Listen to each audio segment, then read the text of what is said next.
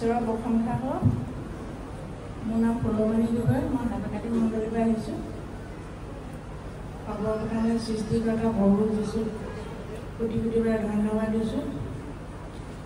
শ্ৰদ্ধেয় পূজনীয় মহান গুৰুবিদৰ চৰণত সেৱা নমস্কাৰ জনাইছোঁ আৰু ইয়াত থকা সকলো বিশ্ববিশ্বাসী সকলোকে ধন্যবাদ জনাইছোঁ। মোৰ এটি সাক্ষ্য আছিলে, বহুত পুৰণা, বেছি দীঘলীয়া নকৰোঁ। মোৰ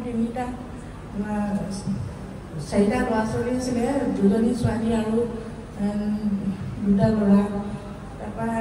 তাৰপিছত মানে ছোৱালীজনীৰ পিছত ল'ৰা দুটা হোৱাৰ পিছত আকৌ মই গৰ্ভৱতী হৈছিলোঁ। তেতিয়া মই সন্তানটো নষ্ট কৰিবলৈ বিচাৰিছিলোঁ। 3 মাহৰ পিছত মই ডাক্তৰৰ ওচৰলৈ গৈছিলোঁ। তেতিয়া ডাক্তৰক গৰ্ভপাত কৰাইছিলোঁ, কিন্তু ল'ৰাটোৰ সন্তানটো নষ্ট নহ'ল। নষ্ট হোৱাৰ পিছত আকৌ 2 মাহৰ পিছতে মেডিকেলত গ'লত ডাক্তৰে ক'লে, আপুনি এতিয়া একো কৰিব নালাগে, থাকিবগৈ এতিয়া 5 মাহ হ'ল বুলি ক'লে। তাৰপিছতে মই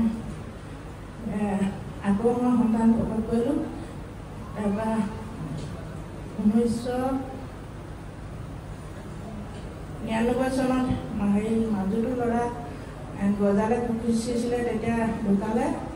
তাৰ ডাঙৰটোৰ 37 বছৰ বয়সত ইলেক্ট্ৰিচিটি চাকৰি কৰিছিলে, তেতিয়া এক্সিডেণ্ট হৈ ঢুকালে।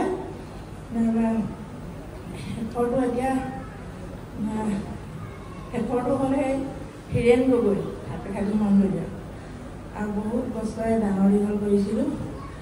ল'ৰাটো জন্ম হ'বৰ সময়ত মই অকলে জন্ম প্ৰসৱ কৰিলোঁ আৰু দেউতাকে এসপ্তাহ আগতে ল'ৰাটো জন্ম হোৱা এসপ্তাহ আগতে দুলীয়াজানলৈ লৈ গৈছিলে মোক। তেতিয়া ক'লে, এইটো আমাৰ দুটা আছে, এই সন্তানটো নালাগে, নাৰ্ছক দি দিম বুলি কৈছিলে।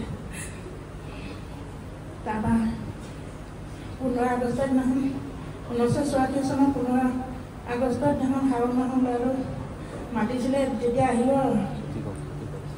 বুলি কৈছিলে। তেতিয়া মই ঘৰতে ল'ৰাটো জন্ম হ'লত মই আকৌ কৈছিলে নালাগে বোলে যাব।